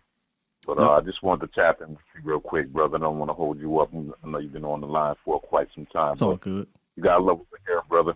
You know what I'm saying? I'm over here in the East Coast in Boston, but long time Dallas Cowboys fan. When I had a pair of the Emmett Smiths that came out in Reebok back in '95. Hold it right, down. Brother. Hold it down for us out there in Boston. I know it ain't easy seeing all the Celtics and Tom Brady and the Bruins and I mean, I know it ain't easy over there. Well, the Patriots are trash. It's just what it is. Dead. You know what I'm saying? They snuck by last night, but hey, it's all about them Cowboys, brother. Facts. You know what I'm saying? But God bless you. All right, Skywalker. Thank you, doing brother. good work for us. Oh, will do. All right, man, I'll keep holding it down. Appreciate the call, man. Man, look, man, Dallas go out here. I already feel like this is a different feel in general because, like I said before, I think the coaching is matching the talent. I think your Q is on a different level because I personally think the coaching helps with that. It does feel different. However, obviously we do have to just continue to keep handling business and go on there and do something different once we get to the tournament time. But it's a good time to be a Cowboy fan right now. Really, really good time to be a Cowboy fan, contrary to popular belief to some of our own Cowboy fans who are not enjoying this ride, which I don't know how you're not, man. I don't know how you're not. You're missing out. Can I name 5 NHL players? Boy, Alex Ovechkin. What's my man's name? What's my man's name in Pittsburgh? Is it something Y? Not in Pittsburgh. Something Y. The goalie. Something Y. I'm trying. I think it's ROY. I think Avalanche. I think he played for the Avalanche. Crosby. Man, who's the Flyers bull from back in the day? Patrick Waugh. Thank you. Brother L said forfeit. Hold on. Crosby, Patrick Waugh, Alex Ovechkin. Wayne Gretzky. And Mario Lemieux. Bang! Let's go. What you talking about? I got him. Alex Ovechkin, Patrick Waugh, Mario Lemieux, Wayne Gretzky. And who was the other one I said? Who was the other one, y'all? Eric Lindros was the one I was thinking of, Jay Worthy. Eric Lindros was the old school boy I was talking about from the Flyers. But I got him, man. Shit. Boy, if you would have said 10. I'm here to tell you right now. I wouldn't have got you. I wouldn't have got you on 10. I'd have been making up names. I've been like Pepe Lemieux. Y'all would have got me. And we might have to do that. I'd have started naming Mighty Ducks. We might have to start doing that. I'm just be keeping it a B. I'm not a hockey fan, but I would like to go to a hockey game, right? I would like to experience that. Back when SportsCenter was gospel for me, like I lied to you not. I didn't watch the news. The news for me was SportsCenter. Waking up, going to bed, SportsCenter. Wake up 3 a.m. It's kind of how I got into poker. I just saw poker up on the screen in the middle of the night. And so you had no choice but to follow all sport. Now I follow baseball, obviously basketball, football, but I follow hockey by proxy, because it was on SportsCenter. So I knew what was going on in a sense. But boy, I couldn't name you more than 5. Couldn't do it.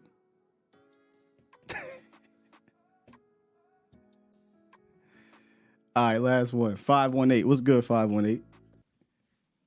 Oh man, this is a blessing today. Speak for my man Skywalker Steel, man. Your content is crazy. I never ever thought that I would be able to get through and speak to one of the GOATs. Ah, man, one of the three.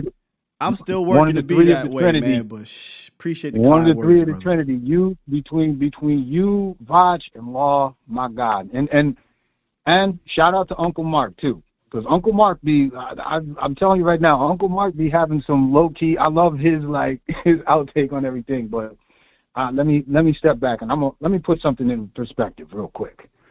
So, with all the hate people that, everybody have on Dak Prescott and on the Dallas Cowboys, not for nothing, I'm here for that.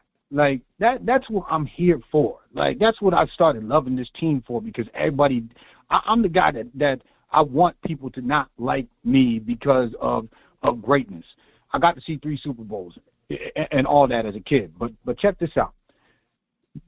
Do you have an inkling? And I have this weird feeling that all the years of all the suffering that we have had, the catch that wasn't the catch, the fumble, the BS with the Giants in 07 and all that. Do you have a feeling? Do you have a feeling that now, when Jimmy Johnson go up and is enshrined into the Ring of Honor, do you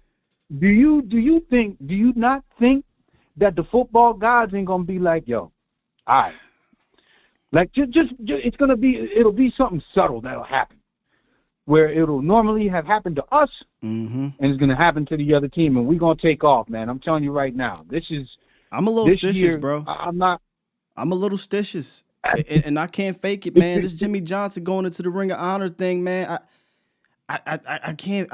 Look, I used to ignore it. I used to say, man, nah, no way, right? No way, Jimmy not being in here. I hear what y'all saying, but you know what? If that ball bounces our way in the playoffs, if the call goes our way, if you know what I'm saying, if that happens, yeah, bro, I will probably go back to the Carolina game that Jerry decided to enshrine Jimmy in the Hall of Fame or the Ring of Honor, and say, you know what, yeah, football gods. Because think about it, bro. 30 years, whatever it's been, damn near 30 years. I watched the Cardinals, the Rams, the Panthers. I grew up, the Jaguars. These teams was trash. And for 30 years, they got to the promised land and you couldn't? Nah, dog. Something else some other work is at play. Yo, man, I'm trying to tell you right now, just like in Law Boys, rejoice. We about to, because something about to happen. And you want to know, and it's going to start on Sunday. Because all of everything that everybody talking, and I don't want to hear nothing from nobody. I told all my friends that's Eagles fans, listen, I've got my friends that are Eagles fans telling me that I'm a failure at life. I'm like, huh? Damn. I'm like, man, I got 3 beautiful daughters. Damn. I did all this stuff. I made a move from Wait, because you a Cowboy fan? And I'm a fan. And yo, listen, I'm telling you right now. Hey, Philly is a strange crowd. I know they ain't got nothing. I know they got love in their heart, but man, when they team is doing whatever, they talk different. But man, listen, this weekend, I'm mark my words. I'm gonna put the number out there right now. It's gonna be 38-24, and I'm gonna tell you why. Because when we play Philadelphia this weekend, Deron Bland gonna make up for that nonsense that went on against DK. So that them 130 yards that DK got in the first half, that's gone. Take that away. And another number I'm gonna give you. I'm got Micah Parsons for 2 sacks. This defense is going to make it so because our offense is going to walk up and down the field. I'm telling you that right now. So take that 38-24. We got this. Cowboys Nation, let's go. Skywalker, I appreciate your content. Salute. Love all y'all, man. Appreciate you, dog. Love that score. 38-24. Yeah. I feel like we can put up some points, man. Think about this for a second. On the road where we still had to here we go offense, but we couldn't really here we go the whole thing, right? Put up, 23? And let's be frank here. Schoolmaker, an inch inside. That's a touchdown. All right. 1 inch. That's a tutty. Get down on the 6-yard line and all hell just breaks loose. You convert that right there. We're talking about 30 points, 30-plus points in this game. And that's on the road. Right? BS holding call wipes away a 20-yard game by Rico Dowdle that puts you in that green zone. About right outside the 20-yard line, we scoring on them boys, right? Took it away, had to punt or had to kick a field goal, whatever. Michael Gallup dropping the 3rd and 3. I think we go down there and at the least get a touchdown. We got 3, but I think we scored a touchdown. They couldn't stop us, man. We stopped ourselves. We came out, run, pass, stopped ourselves. Soon as they said enough with that BS, these guys cannot cover us. These guys cannot cover us. Bink, bink, bink, bink, bink, all the way down the field. We at the crib now. Here we go. 30 is the floor against this D, right? 30 is the floor. Shouts out to Super Chat. Wired06 dropped 2 and said, tell me, I'm guessing you mean tell me. Tell me you saw Dak's commercial he put on Twitter. Absolutely. We ran that commercial. I'll run it back one more time before we get out of here, though. Hilarious commercial, bro. Super Chat. Sully dropped 5 and said, only way for them to play each other is 6-7 or upset, 6-7 or 8 upset. 6 or 7 or upset 2, 3, or 4. So, yeah, Yeah. And I think we had some on the way out. Oh, no. I already got that one tossed. We did that yesterday. Yeah, I don't think the Cowboys are going to be able to avoid either one of these teams. Nor in my opinion, should they. I know San Fran, bro. That's tough. That team is too, in my opinion, right now. And this is look, I'm never will fake the funk to y'all. That's the best team in football. I'll tell you all the time. I'll come on here. If I say somebody ain't good and they go out here and they do well, hey, these guys is balling. If somebody was balling and they was trash, hey, this guy ain't playing well. I can't hide from y'all with that. I don't care about being right. I'm not on here to piece together everything to be right or whatnot. Whatever. I'm just trying to figure out what's the best way to win or that day or we're going to talk about what is Use that information and see what can be moving forward. I don't care about any of that. As much as I love my boys, even with the homer hat on, I can't sit here and say the 49ers are not the best football team in the league. Can't do it. That's a tough ask. But can you imagine, right? Much like Steve Young, much like, let's be honest, the Packers. They had to go through those teams. They could not beat in the offs, right? Steve Young had to go through Dallas. Favre had to go through Dallas. We've been on the opposite side of this. We now have to go through San Fran. I guess you could say that in the 80s too. Dallas had to go through San Fran in the 80s. Couldn't do it. You get through that, we could be talking about, I don't know who's going to be on the opposite side, but I'm going to be real. I mean, I don't know that it matters. We could be talking about, back in the day, it was the winner of the Niners and Cowboys in the 90s. That was the Super Bowl. We could be talking about that again. But one game at a time, man. One game at a time. Go out there, handle business against these Eagles. Clinch your playoff berth, get in that tournament, and let's go. Let's go. But it starts this week, and like I said, I don't think they can fool with you. I don't care what videos and interviews they want to post to make themselves feel better. They got to deal with this. And on the opposite side, like I said, man, the last two games that Jalen Hurts has played your defense, averaging like $180 through the air. Where they need to be better at is converting on these turnovers, getting off the field earlier in games. I don't want to be this guy.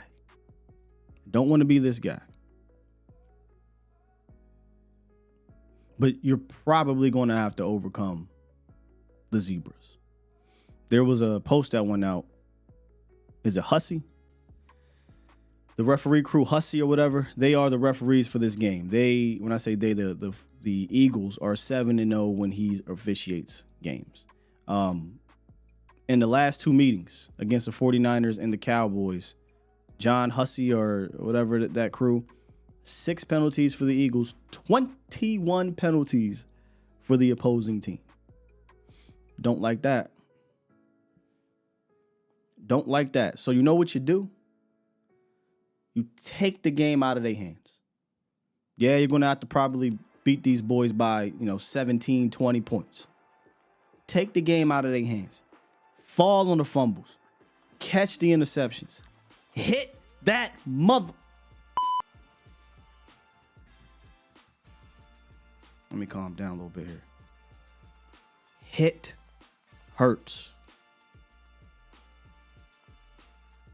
Hit him. He don't want to be hit, man. You see when he run, bro will run and fall after a yard. He hurting right now, man. Hit that man. Interesting. Mauricio pointed this out. So the two teams that have had success against, I think Dallas has had some decent success against Jalen. But the two teams that beat the Eagles, and made Jalen Hurts look mortal, even though I think he's been looking mortal. The Niners and the Jets. So the Niners blitzed Jalen Hurts very minimally. They did. I think it was under 10%. It was very low. The team who blitzed him the second least, the Jets. Dallas does not need to go do a complete 180 for what they do, because I do think they defend this team fairly well. However, nothing is wrong with taking something from what has worked against said opponent. Nothing wrong with it. Because I truly do believe if you're able to get timely stops, because I think your offense is going to score, and you do get up 13 plus points on this team, turn out the lights, light a candle. I think you can end this thing at the crib. Well, Sky, you can't get up double. Oh, you can't? I've seen them down 10+ points 3 straight games, right? What, 10+? Am I mistaken there? Weren't they down double digits? And then they came back and won in like 3 straight games. I could be wrong, but I thought so. Brother L, turn them off. Turn them off. All right, man. Got to go out there and get it done. No more supers. Good. So today's Friday, man. Fun show. Really, really fun show. Shouts out to those who dropped the mailbag questions. Appreciate you. Juju, Isaac, CJ, and Jose, and the many more that did drop questions on there. Maybe I'll pick some of those up. I know some of them might have been pre-Eagle stuff, but maybe next week we'll do it again. Gotta drop some Teddy.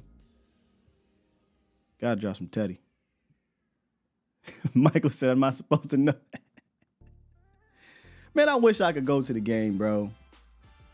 I really do wish I could go to the game. I can't. I work. And trust and believe me, I be being and moaning sometimes to Zach about that. I want to go to a dang on game. One of these times, I'm be like, look, I will pull out my phone in the stands and do the pre, post, and halftime. I don't care. I got to get to one of these games. If the Cowboys advance to Las Vegas, though, we'll be in Vegas. We'll be there, 100%. I won't be there, but I will be linking up with a ton of the content creators and some of the fans that are coming through. Oh, by the way, bombshells, Brother L. So if you are in the area, I think that's where a lot of us will be tomorrow, sometime early evening. We'll all be linking up, kicking it. A lot of people will be in town. I think Tuck, Rome will be down here. Koye might possibly be coming through. And then you got guys who are already here like me, Law, Boss is down here. I don't know if he'll be there or not, but we'll be linking up. So if you're here, come through, kick it. We just having a good time. It's a Saturday, so ain't no games going on. I don't even know if college football is on. I can't call it. But we're just gonna have some fun. So I won't be at the game, but I will be doing that. The one in Arlington. Bombshells in Arlington.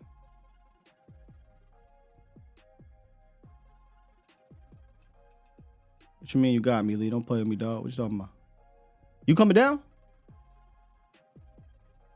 I was in college when Teddy made that song. Yeah, man. So we'll be at Bombshells kicking it on Sunday. You know where I'm gonna be at. If you are in the area, you aren't going to the game, come through and kick it with me and Jesse at walk-ons. Now, I will warn you, from what I've been told, Cowboys Eagles at walk-ons goes crazy. So you might want to get there early. Sunday night football game, the energy is wild, is hype. It's kind of a quasi Texas Live type of feel because it's more intimate in the sense of this isn't like Texas Live is like a mall of bars. So this is just obviously one sports bar. If you know me, this type of game, I'm just telling you, right, I didn't have a voice on Thursday. I have a voice on Thursday. You can imagine what it's going to be like in this game. So come through, kick it with me and Jesse Holly. It's going to be a good time. When you hear this, I'm in my zone, on the road to the Super Bowl. Every game on the schedule crucial, it take a toll. It don't matter if we at home or on the road. You try to tackle, I'll truck a sucker and take it so. You know it's about to be a good time, man. You know it's about to be a good time. So make sure y'all come through. Shout out to my guy, Mazon. Before we get out of here, one more time, y'all. If you know a teacher who was a fantastic teacher and you want to nominate them for Teacher of the Month through Hattie B's, please hit the link in the description. It's right there. In fact, I'm going to drop it.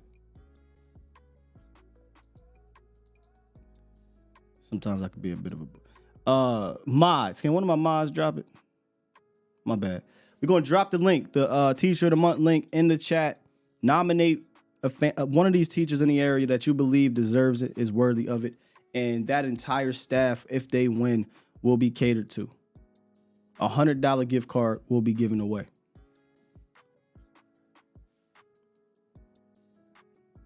That is my theme music, though, Princess.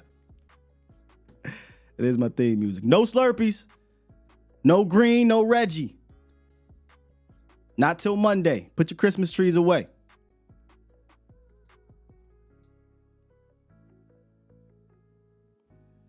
Indeed, Malcolm. Indeed. Thank you, Toxic. Thank you, Toxic. So there is the A to Z nomination for Hattie B's Teacher of the Month.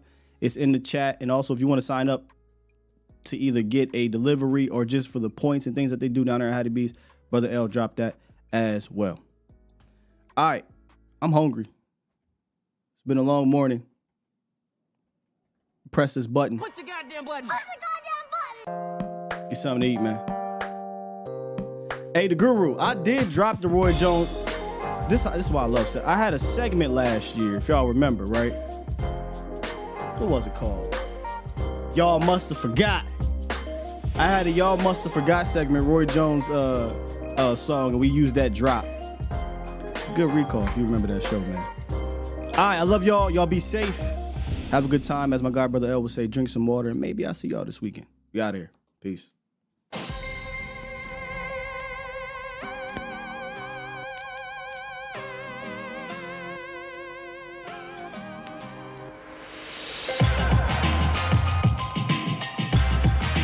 I can't handle the shut the cluck up, man.